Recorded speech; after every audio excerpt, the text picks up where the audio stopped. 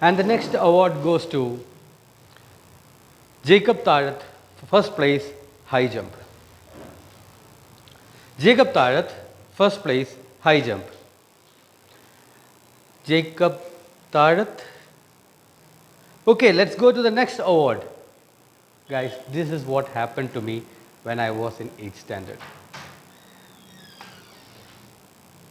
I got first place in school high jump competition. Now, jumping over a stick is very easy compared to getting on stage.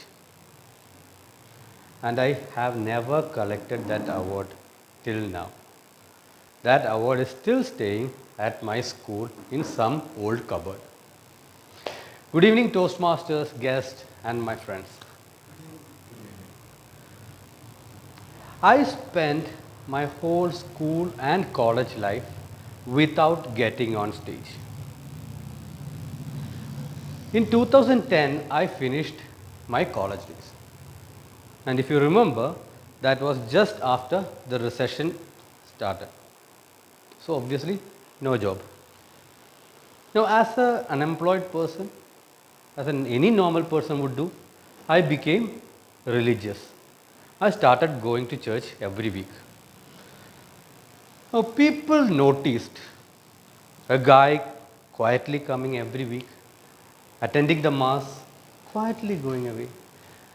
And they thought I was so religious that they made me the vice president of the church youth. I declined. I said no. Do you know why? Because the vice president has to give a speech every week and also have to say the prayer in a meeting. But they negotiated and we agreed on one thing. I will stay vice president for one whole year, but I won't speak or pray. All was good until the end of the year. Suddenly, the president got transferred to another church and they conducted a send-off ceremony. And the vice president has to speak. And that's why they never informed me that they are conducting a send-off ceremony. They even created a speech script for me, just handed me that. The speech was ready, the stage was ready, the speaker was not. They pushed me into the stage and I started reading from the script. As soon as I started reading, I could see my hand trembling like this, exactly like this. I am not exaggerating. My hands were shivering. So my legs were shivering, my hands trembling, and I was gasping for air throughout the speech. I finished it somehow and I vaguely remember what I said because I went off script from the very first sentence itself. I think I even quoted Batman during that speech. And that was the last day I went to church. Never again. So I am back at square one, no job, and now no place to pray also. So what did I do? Like any unemployed person, I started binge watching YouTube. Like all the old comedy movies, comedy series, and occasional motivational self-help videos. And during that time, one self-help video popped up.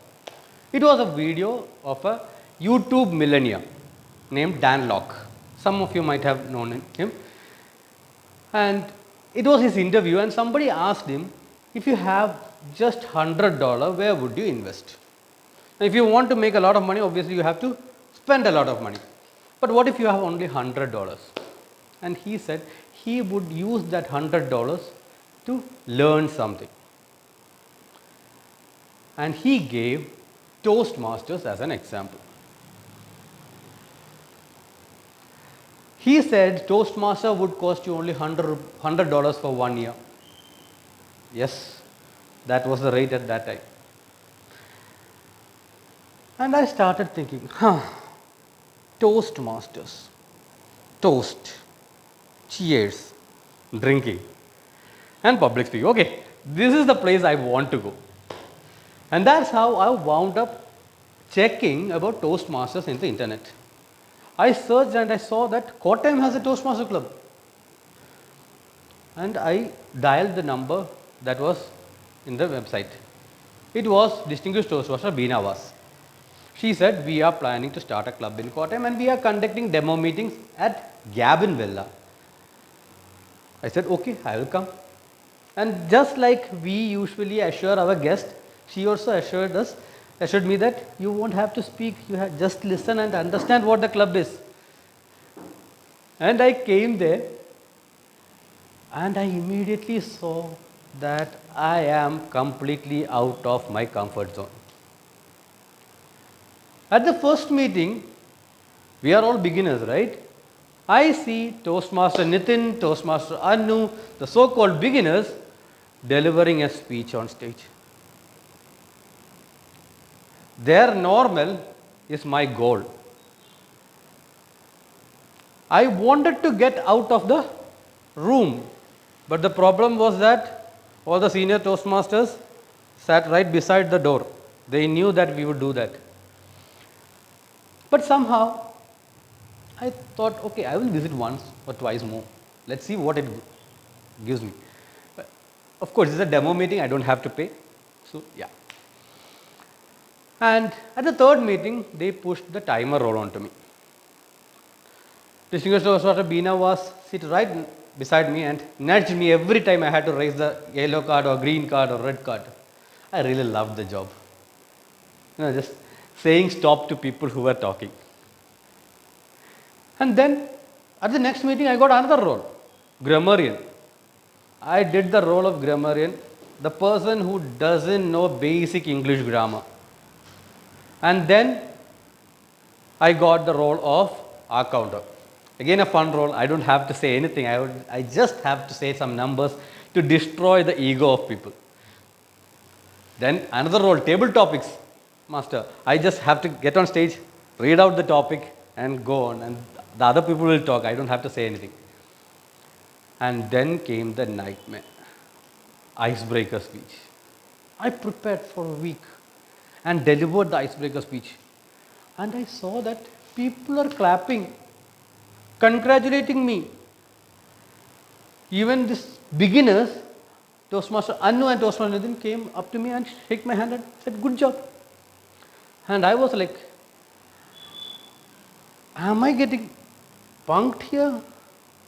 Why are they saying I'm doing a good job for that stupid speech? If you want to, that stupid speech is still in YouTube and under my channel. You can just check it out. And then I realized, see, this is the place where people who want to improve their skills come and improve them without getting judged at their own pace. Everybody has a different goal. Toastmaster Nitin has different goal. Toastmaster Anu has different goal. Toastmaster Jacob has different goals. And that's how I joined Toastmasters. Now, after joining Toastmasters, I was the first person in Kottayam Toastmaster Club to complete level 1. I became the president of the club twice. I became the area director. I worked with the district leaders for 3 years and completed 2 paths to become distinguished Toastmaster. Now people still ask me, okay, I agree with all you said. You completed level 1, you completed 2 levels, president, area director, DTM, blah, blah, blah, blah.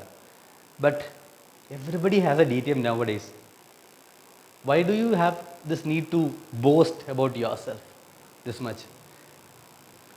Guys, I was the person who never went on stage for 30 years. From that, I came here delivering a speech I wrote just 2 hours back. I was a person who was sitting at the back, hiding from everyone. And right now, I am holder of the Distinguished Toastmaster Award, which is the highest award in Toastmasters. Now, you tell me, isn't all this worth boasting? Thank you, and back to you.